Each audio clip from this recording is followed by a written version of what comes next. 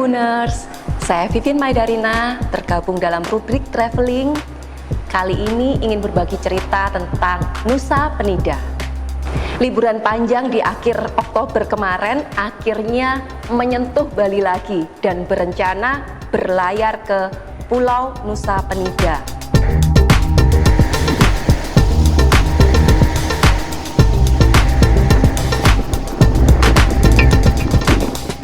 Selamat datang kembali ke Bali. Jalanan di sekitaran Kuta dan Seminyak masih sangat lengang. Pengunjung lokal tampaknya sudah mulai banyak, tapi seperti secara otomatis mereka sudah tersebar di tempat-tempat wisata lainnya. 3 tahun lalu sebenarnya pernah menyentuh di sekitaran Nusa Penida, tapi tidak sampai ke pulaunya, hanya menyelam di sekitarannya, berburu foto mola-mola dan manta. Terutama mola-mola atau ocean sunfish. Hewan laut bantet gendut yang sukanya tinggal di perairan tropis ini menjadi buruan utama saat menyelam di area Nusa Penida. Bertemu dengannya adalah sebuah kemewahan buat kami para penyelam. Ukuran diameter badannya bisa mencapai 3-4 meter dengan berat lebih kurang 1 ton. Karena mola-mola suka dengan matahari, maka saat laut sedang dingin-dinginnya, dia akan mencoba mendekat ke permukaan untuk mencari sedikit kehangatan.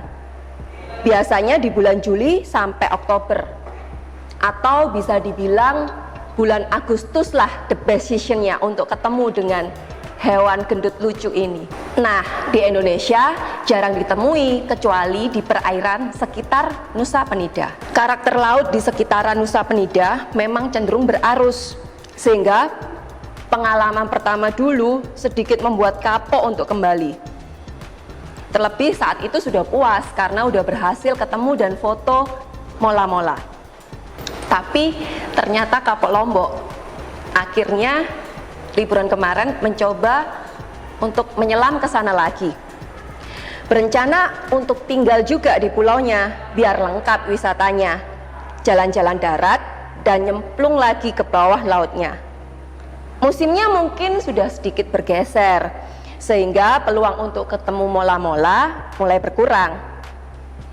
Nothing tulus lah, yang penting insang basah. Sebenarnya sudah lama Nusa Penida ini menjadi jujukan wisata. Tidak hanya wisata selam, tapi daratnya juga. Salah satu ikon menariknya adalah Pantai Kelingking yang sangat cantik untuk difoto. Wisatawan bisa datang ke sana, berangkat pagi, pulang sore, hanya untuk mencicipi wisata daratnya. Banyak paket one day trip yang ditawarkan juga di sana.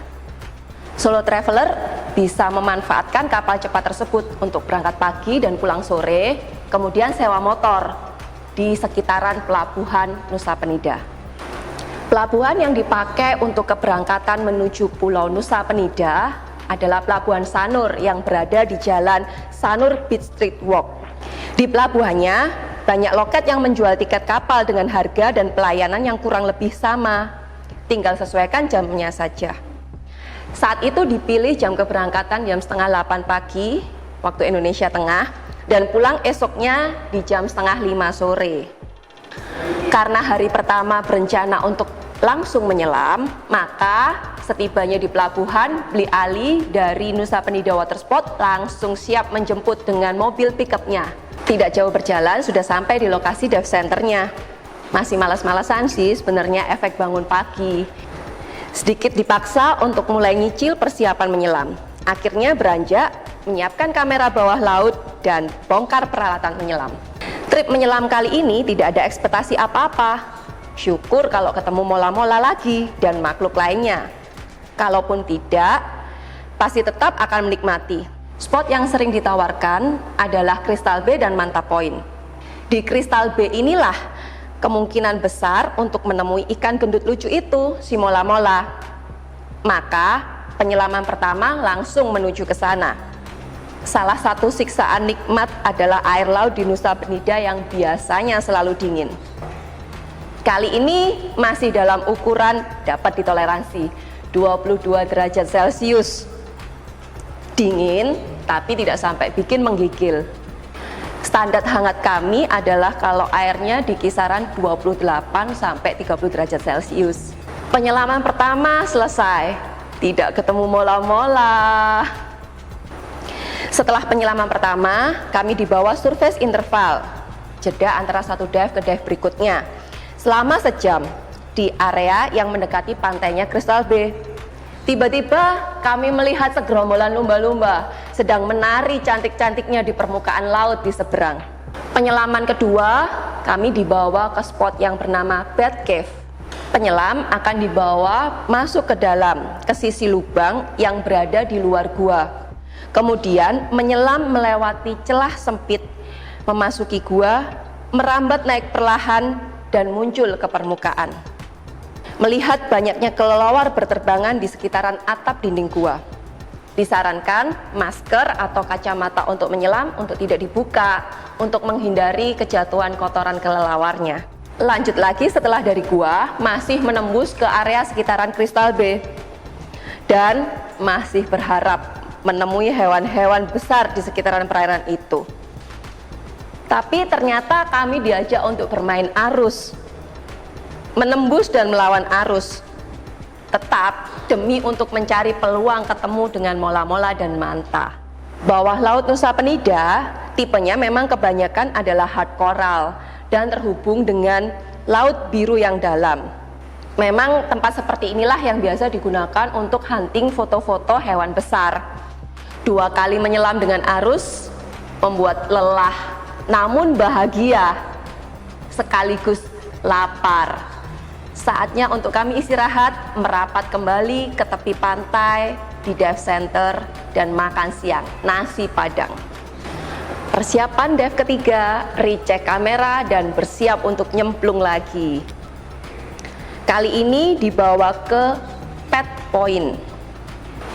Kita tidak akan melawan arus, kita akan drift dive aja, atau istilah menyelam mengikuti arus. Begitu briefingnya Bli Ali saat kita mau nyemplung ke dive ketiga. Benar saja, masuk langsung diantar oleh arus, mengikuti arahnya. Foto, lupakan, kita nikmati saja arusnya. Sampai akhirnya di titik tertentu, kita harus menyeberang dari satu titik ke titik lainnya dan mengayuh melawan arus. Dive ketiga ini seolah kami seperti mencelok dari satu titik ke titik lainnya. Penutupnya mengalun lagi, mengikuti arus dengan santai dan menikmatinya. Bahkan Bli Ali sempat bermain-main seolah surfing di bawah laut. Nah, setelah menyelam yang jadi PR adalah beresin alat dan kamera. Bonus olahraga di setiap usai penyelaman. Berendam, cuci, dan jemur. Agak sigap karena rencananya kita mau bergeser untuk menikmati matahari tenggelam di Pulau Nusa Penida. Ada 2 tempat yang disarankan untuk menikmati sunset di Nusa Penida, yaitu di pantai sekitaran Crystal Bay dan di Amok Sunset View. Berhubung langit di sekitaran Crystal Bay tidak begitu cerah, akhirnya dipilih ke Amok, meskipun agak jauh tempatnya, di kisaran 8 km. Pusat kehidupan dan penginapan ada di sebelah utara pulau, sehingga dibutuhkan 1 jam perjalanan untuk menuju ke Amok, plus dengan jalanan yang masih kurang begitu mulus.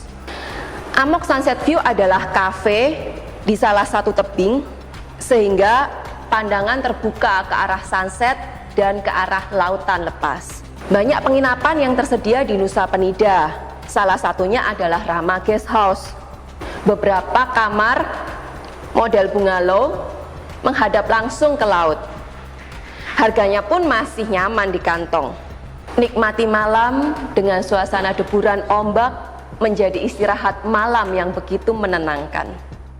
Hari kedua di Nusa Penida dijadwalkan untuk main darat aja. Kalau lihat di peta, ada beberapa pantai andalan yang digunakan sebagai tempat jujukan wisata. Pantai Kelingking, Broken Beach, Angel Bilabong. Ada juga Pantai Soean dan Pantai Atuh yang cenderung berada di sisi timur pulau. Awalnya berpikir kalau Pulau Nusa Penida ini cukup kecil, sehingga bisa berkeliling pulau dengan goes seperti layaknya Gili Trawangan yang ada di Lombok. Namun ternyata cukup luas dan teksturnya naik turun bukit, sehingga tidak cukup semua tempat wisata dihabiskan dalam satu hari meskipun dengan sepeda motor. Akhirnya dipilihlah untuk jalan-jalan ke Pantai Kelingking dan Broken Beach. Dengan motor, perjalanan menuju Kelingking lebih kurang ditempuh dalam waktu 1 jam. Tempat spot fotonya, di bawah akan kelihatan gundukan bukit kecil yang sangat cantik. Menyerupai kelingking? Enggak juga, malah buat saya menyerupai dinosaurus T-Rex. Apapun itu, jadinya begitu cantik dan eksotis ketika kita duduk di sana berlatarkan gundukan bukit yang cantik dengan lautan yang sangat biru. Turun ke bawah, ke pantainya juga bisa dengan jalur tangga berbatu yang cukup panjang. Sayangnya trip kali ini tidak berbekal alas kaki yang nyaman dan mengejar jam kepulangan kapal pula. Geser ke pantai kedua, Broken Beach. Berada di sisi barat pulau. Nama spot ini dikenal juga dengan Pantai UU. Tempat fotonya berada di bukit. Dari sana akan terlihat lempengan tebing yang berlubang tengahnya, dikelilingi lautan biru yang cantik. Turun ke bawah bisa, tapi lagi-lagi waktu yang membatasi untuk segera kembali. Saatnya beranjak ke dive center, ambil peralatan, dan siap diantar ke pelabuhan untuk berlayar ke Sanur lagi.